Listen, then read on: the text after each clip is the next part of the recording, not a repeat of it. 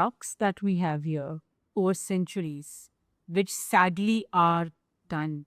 Pakistanis want to they send a expert marksman to the area to create mayhem. My God. So, hi everyone. You know, I have a very, very special friend today with me. He's Ajay Singh. He's a soldier. He's a very old friend of mine, and he has written almost over 8 books, more than 250 articles. I mean, I can't tell you the way he writes, the way he speaks. My God, it is wonderful. He has also done screenplay for a lot of movies and plays, right? Am I right? Yeah. And why don't you tell me more about yourself? Well, Ritu, thank you. Firstly, thank you for getting me to your studio, sir. And you've spoken one nicely about me, but I have been to your studio for the past 10 years. And all I can say is seeing the manner you had evolved as an artist. You called me a writer? I have no words to describe that. But talking about myself, well, I was in the army 28 odd years, then left, spent some time in the puppet world, here at Noida itself. Yeah. And in that period, I started writing my. Early on, of course, I should be writing a lot of articles about that. And fortunately, I realized people enjoy it. That's why I should, yes. My stories did better. First of all, Indian War Day. They wrote a novel. You were there for the book launch. Wrote on short stories. And seeing the way it evolved, after that, I decided to leave my corporate job and focus on full-time lecturing handwriting. and not to miss, he has been promoted. The Rabindranath. He's telling you about the ones that you go. I'll talk about the Rabindranath Tagore Award. There's a Rabindranath Tagore International Award for Art and Literature. Wonderful. And honestly, I'm quite happy with that because that is a very exclusive one. It is given to only 30 people across the world. And there are almost 3,000 entries on it. So I received it from a book of collection of short stories. And that is something which gives me a lot of pressure. I'm very satisfied. So nice. So, maybe this is not the right time, but I just want to sort of, he's come to Delhi all the way from Pune and he's launching his new book. Would you like to talk about the book? This book, Ritu, really close to your heart because it is set in Kashmir. Right. Very often. I'm actually thrilled. It's a, it is very heavily set it. Yeah. And it is a story of today's Kashmir. A Kashmir which is coming back to normalcy. And because it is coming back to normalcy, the Pakistanis want to they send a expert marksman to the area to create mayhem. Why? Now, on the Indian side, there is an Indian captain, Captain Amar Rathore. Okay, he's also an expert shots, and he comes into the area. How this Pakistani nature Aurangzeb starts killing the politicians, starts creating terror out there, is what the book is all about. And in between is a beautiful Kashmiri named Shazia. Okay. And like the Indian character, Amar tries to woo her over through charm. And Aurangzeb tries to grab her by force, like India and Pakistan, the relationship with Kashmir. That's how I tried to make out the symbolism. So now you got my story. With your story is equally, it's a path that's taken you from where to where. You never admit it to yourselves, but it is a momentous journey. Share it with the audience. So to me, it has been a continuous growth every step that I've taken in my life to in my career. I think I will definitely, to a large extent, I will give a big thanks to my family who has been all the time behind me saying, just go for it. You don't need to worry about the home. You don't need to worry about anything else. Just focus on your work. I think anybody saying that, that can be the best thing that means happen to a woman, you know? Yes. So I think from there, I'm a fearless person. I'm not scared of Grano.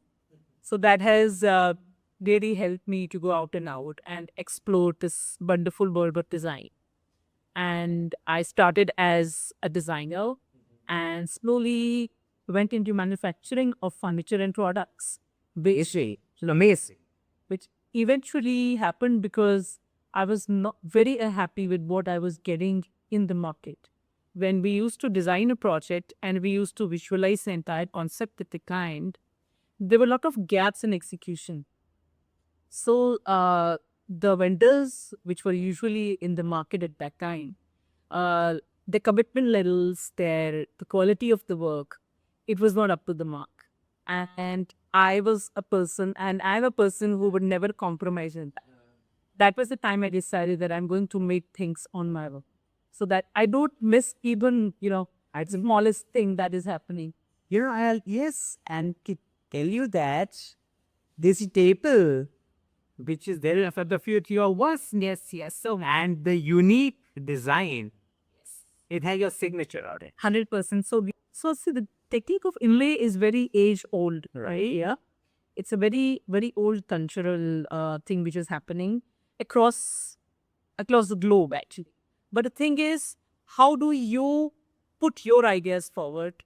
How do you contemporize that? That is what is important. So this series of tables we have done on the tropical series, where we had all the animals and plants, putting them together in a very creative form, and especially this little monkey sitting on the elephant.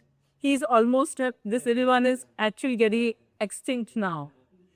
So I want to talk about things which may not be there after a few years. Sad but true. So yeah. So I think design is something, especially furniture, is something that it should get a smile to the person's face who's using it. Exactly.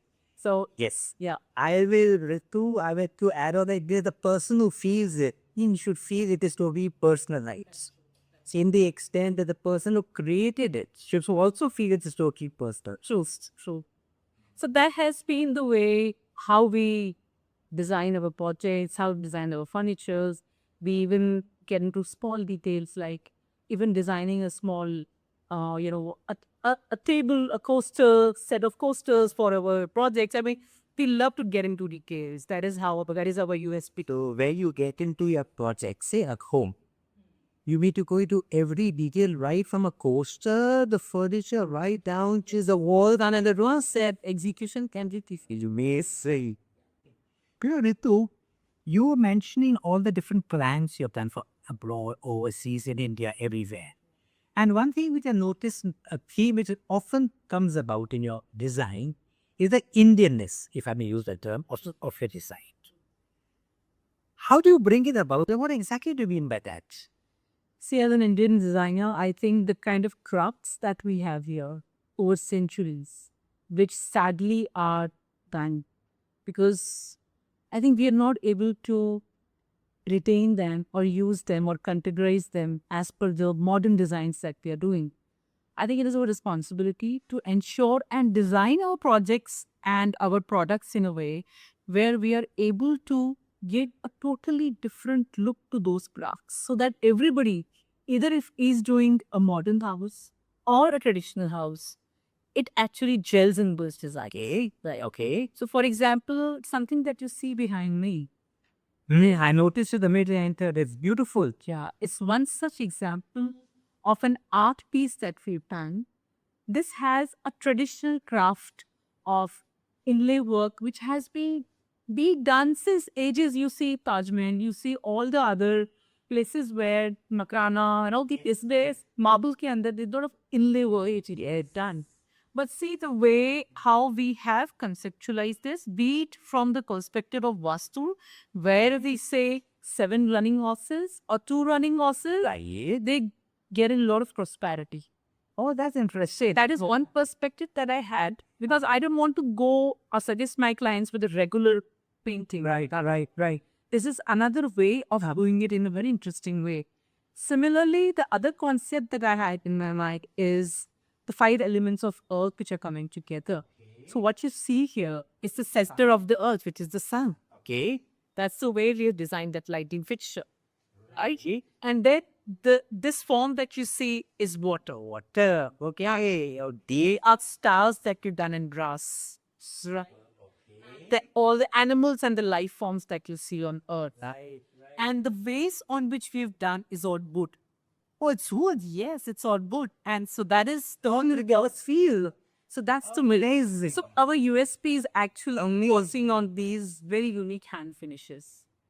So I think as an overall, what you see at a piece like this, it totally accentuates your one. It takes it to a different level. Not only that, it is completely unique.